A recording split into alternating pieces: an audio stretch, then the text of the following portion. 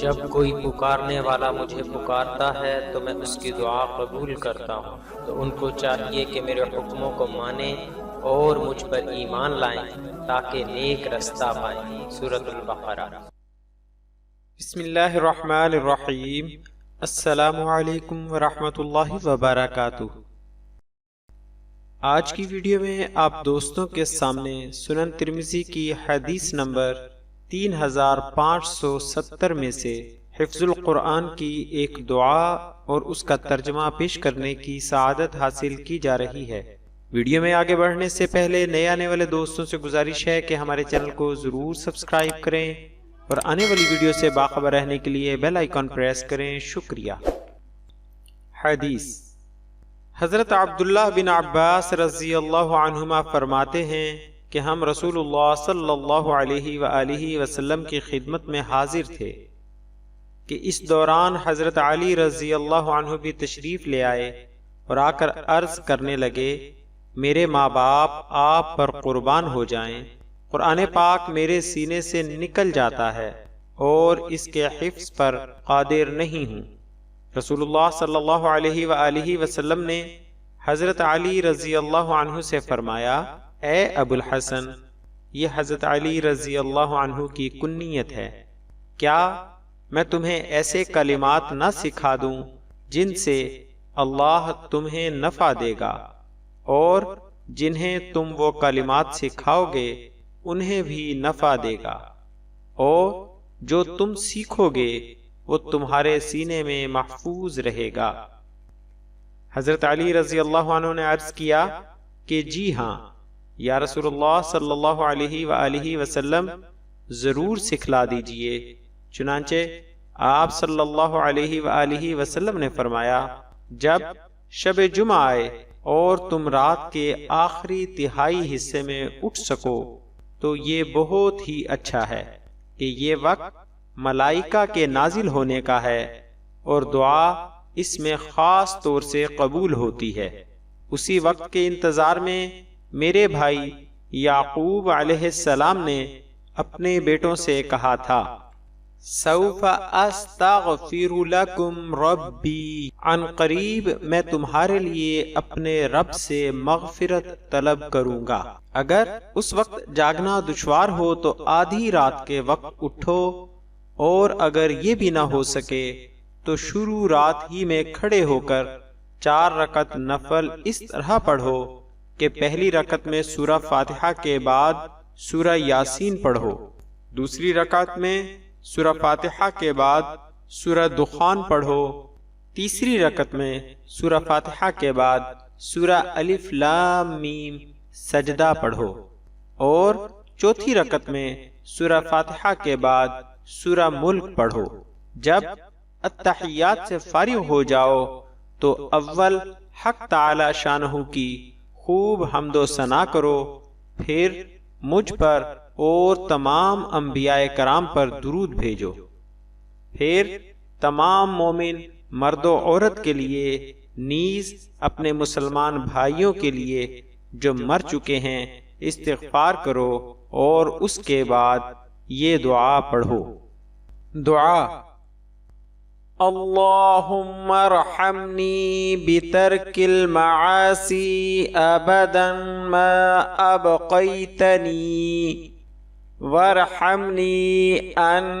اتکلف ما لا یعنینی،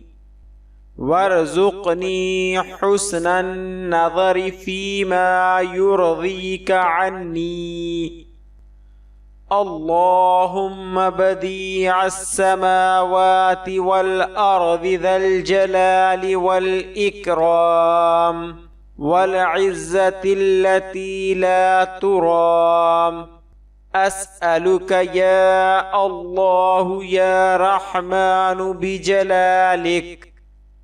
ونور وجهك أن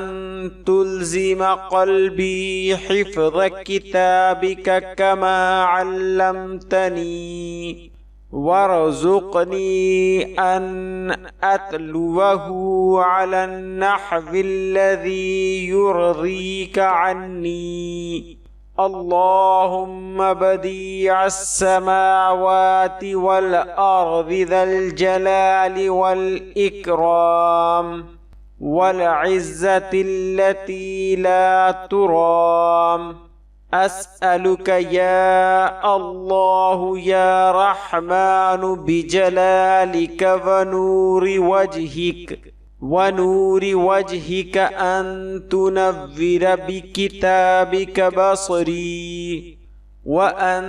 تطلق به لساني وأن تفرج به عن قلبي وأن تشرح به صدري وأن تغسل به بدني، فإنه لا يعينني على الحق غيرك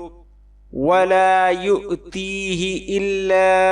أنت ولا حول ولا قوة إلا بالله العلي العظيم۔ ترجمہ: اے اللہ، مجھ پر جب تک میں زندہ ہوں اس طرح اپنا رحم فرما کہ میں ہمیشہ کے لیے گناہ چھوڑ دوں اور لا یعنی باتوں سے پرہیز کروں،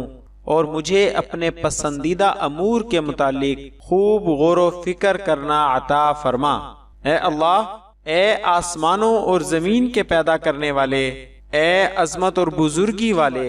اور اے ایسی عزت والے کہ جس کی کوئی اور خواہش نہ کر سکے، اے اللہ، اے رحمان، میں تجھ سے تیرے جلال اور تیرے چہرے کے نور کے وسیلے سے سوال کرتا ہوں کہ میرے دل پر اپنی کتاب کا حفظ اس طرح لازم کر دے جس طرح تو نے مجھے یہ کتاب سکھائی ہے، اور مجھے توفیق دے کہ میں اس کی اسی طرح تلاوت کروں جس طرح تو پسند کرتا ہے۔ اے اللہ، اے آسمانوں اور زمین کے پیدا کرنے والے، اے عظمت اور بزرگی والے، اور اے ایسی عزت والے کہ جس کی کوئی اور خواہش نہ کر سکے، اے اللہ، اے رحمان، میں تجھ سے تیرے جلال اور تیرے چہرے کے نور کے وسیلے سے سوال کرتا ہوں کہ میری نظر کو اپنی کتاب سے پر نور کر دے، اور اسے میری زبان پر جاری کر دے، اور اس سے میرا دل اور سینہ کھول دے، اور اس سے میرا بدن دھو دے، اس لیے کہ حق پر میری تیرے سوا کوئی مدد نہیں کر سکتا، صرف تو ہی ہے جو میری مدد کر سکتا ہے۔ گناہوں سے پھرنے اور عبادت کرنے کی طاقت اللہ ہی کی طرف سے ہے، بڑا عالی مقام، صاحب عظمت ہے۔ پھر آپ صلی اللہ علیہ وآلہ وسلم نے فرمایا، اے ابو الحسن، اس عمل کو 3 جمعے یا 5 جمعے یا 7 جمعے کرو، اللہ کے حکم سے دعا ضرور قبول ہوگی۔ قسم ہے اس ذات پاک کی جس نے مجھے دین حق کے ساتھ بھیجا ہے، اس دعا کو پڑھ کر کوئی مومن کبھی بھی محروم نہیں رہے گا۔ حضرت عبداللہ بن عباس رضی اللہ عنہما فرماتے ہیں کہ اللہ کی قسم، حضرت علی رضی اللہ عنہ کو 5 یا 7 جمعے ہی گزرے ہوں گے کہ وہ رسول اللہ صلی اللہ علیہ وآلہ وسلم کی اس جیسی محفل میں حاضر ہوئے اور عرض کیا کہ یا رسول اللہ صلی اللہ علیہ وآلہ وسلم، پہلے میں تقریباً 4 آیتیں پڑھتا تھا، وہ بھی مجھے یاد نہیں ہوتی تھیں، اور اب تقریباً 40 آیتیں پڑھتا ہوں اور ایسی پکی ہو جاتی ہیں کہ گویا قرآن پاک میرے سامنے کھلا ہوا رکھا ہے، اور پہلے میں حدیث سنتا تھا، پھر جب اس کو دہراتا تھا تو بھول جاتا تھا، اور اب حدیث سنتا ہوں اور جب دوسروں سے نقل کرتا ہوں تو ایک حرف بھی نہیں چھوٹتا۔ آپ صلی اللہ علیہ وآلہ وسلم نے اس موقع پر فرمایا، رب کعبہ کی قسم، اے ابو الحسن یعنی حضرت علی، تم مومن ہو۔ یہ دعا سنن ترمذی کی حدیث نمبر 3570 میں موجود ہے۔ سندن یہ حدیث امام ترمذی کہتے ہیں یہ حدیث حسن غریب ہے۔ شیخ زبیر علی زئی کے نزدیک یہ حدیث ضعیف ہے، لیکن اس کی دعا میں کوئی قباحت نہیں ہے، تاہم اس میں موجود دعائیہ الفاظ دعا کے حوالے سے بالکل درست ہیں۔ آخر میں آپ دوستوں سے گزارش ہے کہ ہماری حوصلہ افزائی کے لیے ہماری ویڈیوز کو لائک اور شیئر ضرور کریں اور اپنی قیمتی رائے کمنٹس میں ضرور ظاہر کریں۔ شکریہ، جزاک اللہ خیرہ۔